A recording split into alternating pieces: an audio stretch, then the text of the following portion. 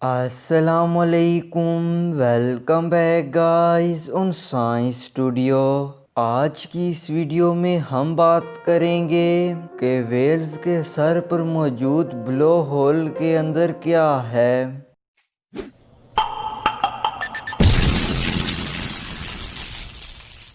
اگر آپ نے کبھی ویل کو سانس لیتے دیکھا ہو تو اس دوران آپ نے ویل کے سر پر موجود سوراخ سے پانی کی دھار نکلتی ہوئی ضرور دیکھی ہوگی۔ دلچسپ بات یہ کہ سوراخ سے نکلنے والا پانی سمندر کا نہیں بلکہ یہ گرم ہوا اور بیکٹیریا کا مکس ہے۔ ویل سرفس پر آنے کے ساتھ اپنا بلو ہول کھول کر پھیپھڑوں میں موجود گرم ہوا ٹھنڈی فضا میں چھوڑتی ہے اور درجہ حرارت کے فرق کی وجہ سے گرم ہوا پانی کے قطروں میں تبدیل ہو جاتی ہے۔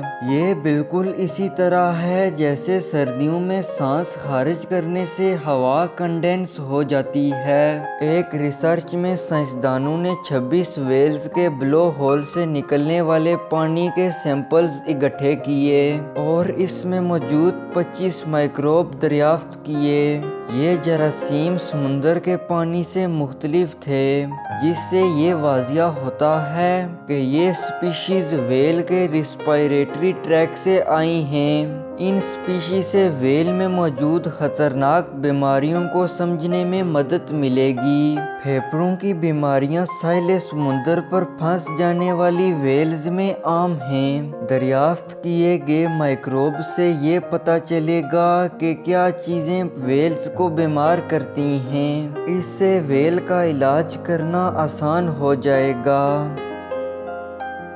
اگر آپ کو آج کی ویڈیو پسند آئی ہے تو ویڈیو کو لائک ضرور کریں۔ ملتا ہوں اگلی ویڈیو میں، تب تک خدا حافظ۔